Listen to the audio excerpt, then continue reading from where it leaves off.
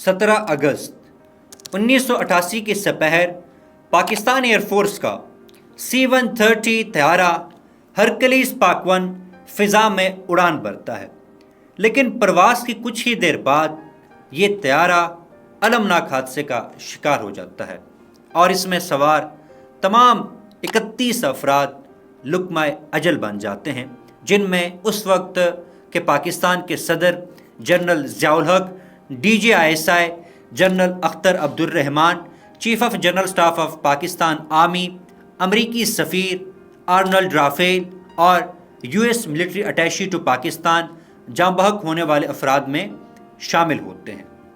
لیکن جو ہی یہ حادثہ پیش آتا ہے، اس کے بعد پاکستان بلکہ پوری دنیا میں اس حادثے کے حوالے سے اسپیکولیشن شروع ہو جاتی ہے کہ آخر اس طیارے کو حادثہ کیوں پیش آیا۔ مختلف وجوہات بتائی جاتی ہے کہ شاید اس کو راکٹ سے ہٹ کیا گیا ہے یا ہوا میں اس کو آگ لگی ہے۔ پھر کچھ لوگ یہ بھی کہتے ہیں کہ شاید اس طیارے کے اندر ایکسپلوزیو ڈیوائس موجود تھی، جبکہ یہ بھی کہا جاتا ہے کہ اس طیارے کے اندر زہریلی گیس موجود تھی۔ لیکن اس حادثے کے کچھ دن بعد ہی 25 اگست کو جنرل اسلم بیگ یہ کلیم کرتے ہیں کہ اس حادثے میں بیرونی قوتیں ملوث ہیں، اور وہ یہ کہتے ہیں کہ اس وقت کی سوویت یونین نے پاکستان میں موجود اپنے سہولت کاروں کی مدد سے اس طیارے کو ہٹ کیا ہے۔ بہرحال سرکاری سطح پر ایک ٹیکنیکل کمیٹی بنائی جاتی ہے جسے ایئر کموڈور عباس حسین مرزا ہیڈ کرتے ہیں۔ یہ کمیٹی اپنی رپورٹ پریزیڈنٹ غلام اسحاق خان اور ان کی کابینہ کو پیش کرتی ہے،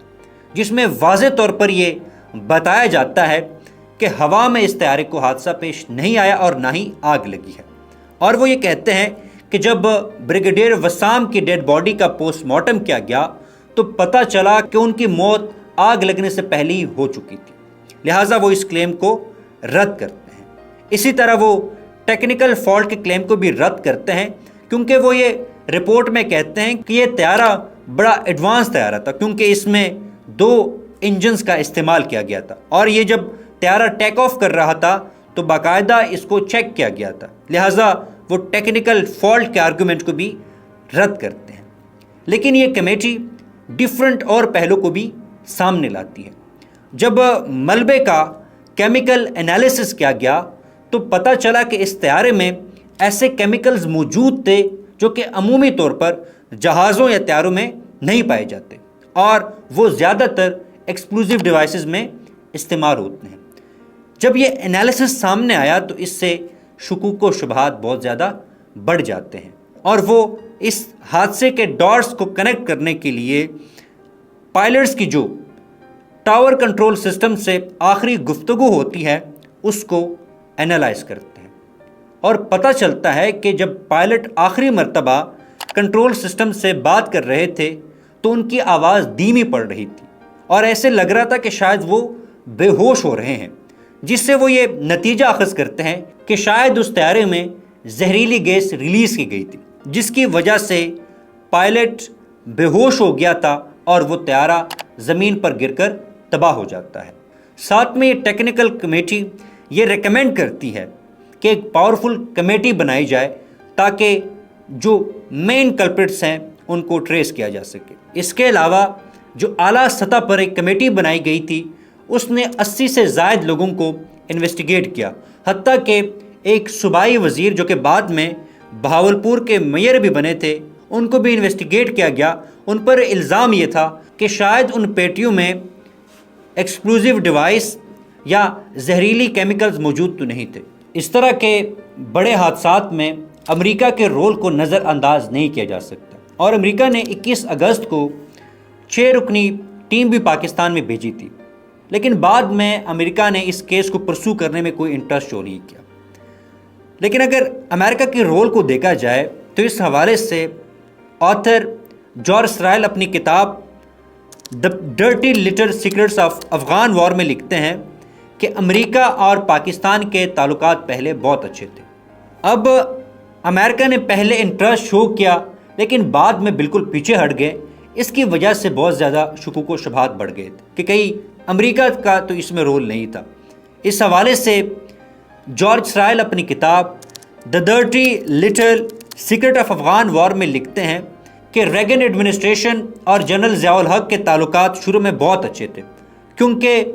پاکستان امریکہ کی سوویت یونین کے خلاف افغانستان میں مدد کر رہا تھا، اور امریکہ نے پاکستان کو یہ یقین دہانی کرائی تھی کہ امریکہ پاکستان کو نیوکلیر بوم حاصل کرنے میں ہیلپ کرے گا۔ لیکن جارج اسرائیل یہ کہتے ہیں کہ بعد میں یہ تعلقات بہت زیادہ خراب ہو گئے تھے۔ اس کی بنیادی کچھ وجوہات ہے کہ 1980s میں یہ واضح ہو گیا تھا کہ سوویت یونین شکست کے قریب ہے، اور ضیاء الحق کا افغانستان کے اوپر بہت زیادہ انفلوئنس بڑھ گیا تھا، اور مجاہدین انڈین آکوپائڈ کشمیر کی طرف بھی بڑھنے لگ گئے تھے، جس کی وجہ سے امریکہ کو تحفظات تھے۔ ساتھ ساتھ جنرل ضیاء الحق ایٹم بم کو حاصل کرنے کے لیے بہت تگ و دو کر رہے تھے، جو کہ امریکہ کو پسند نہیں تھا۔ لہٰذا امریکی کانگریس نے یہ سجیسٹ کیا کہ پاکستان کے اوپر امریکہ پابندیاں لگائے تاکہ پاکستان اپنا نیوکلیر پروگرام سکسیسفلی کمپلیٹ نہ کر سکے، جس کی وجہ سے دونوں ممالک کے درمیان اختلافات شروع ہو گئے تھے، اور وہ کسی نہ کسی طور پر ضیاء الحق کو ہٹانا چاہتے تھے۔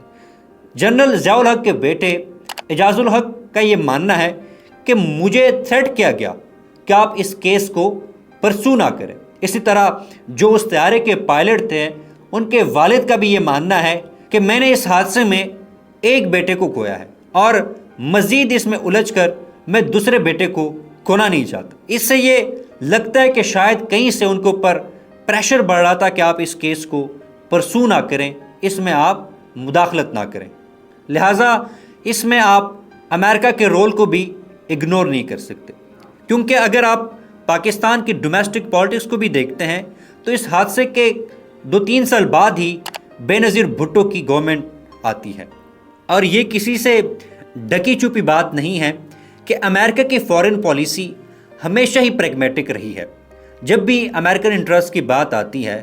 تو امریکہ چاہے اس کے لیے حکومت کو گرائے یا پھر حکومت کو اسٹیبلش کریں، وہ اپنے نیشنل انٹرسٹ کو سیکیور کرنے کے لیے کسی بھی حد تک جا سکتے ہیں۔ لہٰذا یہ سمجھا جاتا ہے کہ پاکستان میں 1988 میں